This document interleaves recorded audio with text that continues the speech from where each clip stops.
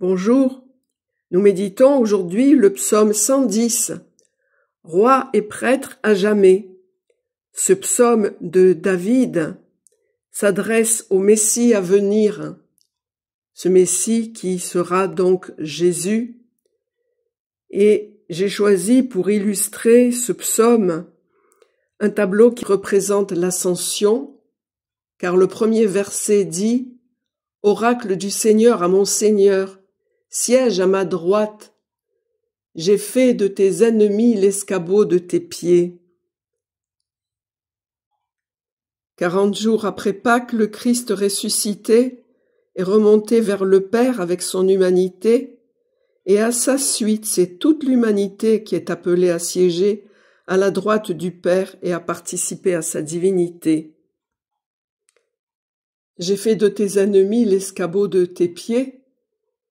Ça rejoint ce que je disais hier.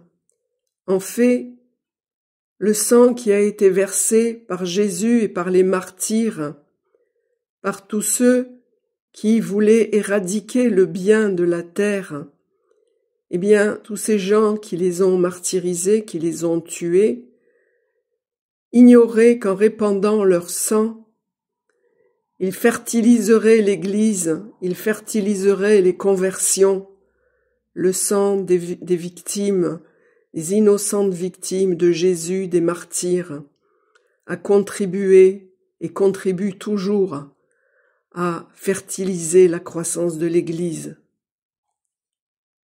Ton sceptre de puissance, Dieu l'étendra, domine jusqu'au cœur de l'ennemi.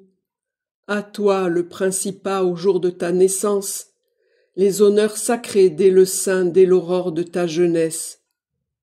Dieu l'a juré, il ne s'en dédira point, tu es prêtre à jamais selon l'ordre de Melchisédek.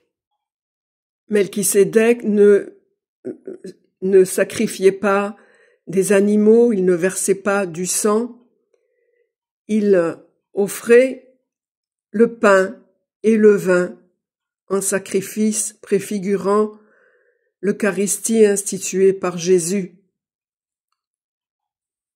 Ce repas pascal dans lequel il donne sa vie, son corps et son sang pour la multitude en rémission des péchés. Le Messie, à la fin des temps terrestres, rétablira toutes choses au nom de Dieu. Voici le dernier verset. À ta droite, Seigneur, il abat les rois au jour de sa colère. Il fait justice des nations en tassant des cadavres. Il abat les têtes sur l'immensité de la terre. Au torrent, il s'abreuve en chemin. C'est pourquoi il redresse la tête. J'ai choisi pour illustrer ce verset un tableau qui représente la transfiguration. Par la transfiguration, Jésus révèle sa divinité. Il est le Fils bien-aimé du Père et la lumière du monde. Par Jésus, il nous est donné de comprendre qui est Dieu, saint et redoutable, clément et tendre. Nous allons prier maintenant pour lui rendre grâce. Notre Père qui es aux cieux, que ton nom soit sanctifié, que ton règne vienne, que ta volonté soit faite sur la terre comme au ciel. Donne-nous aujourd'hui notre pain de ce jour. Pardonne-nous nos offenses, comme nous pardonnons aussi à ceux qui nous ont offensés, et ne nous laisse pas entrer en tentation, mais délivre-nous du mal. Délivre-nous de tout mal, Seigneur, et donne la paix à notre temps. Par ta miséricorde, libère-nous du péché. Rassure-nous devant les épreuves, dans cette vie où nous espérons le bonheur que tu promets, et l'avènement de Jésus-Christ, ton Fils, notre Sauveur, par qui tu donnes au monde toute grâce et tout bien. Par lui, avec lui et en lui, à toi, Dieu le Père Tout-Puissant, dans l'unité du Saint-Esprit, tout honneur et toute gloire dans les siècles des siècles. Amen. Je vous salue, Marie, pleine de grâce, le Seigneur est avec vous.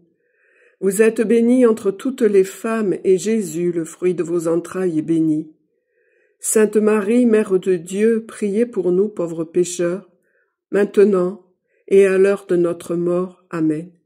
Gloire au Père et au Fils et au Saint-Esprit, comme il était au commencement, maintenant et toujours et dans les siècles des siècles. Amen. Nous méditerons demain le psaume 111, Dieu se souvient de son alliance pour toujours. Je vous remercie pour votre fidélité, m'accompagner dans ces méditations quotidiennes.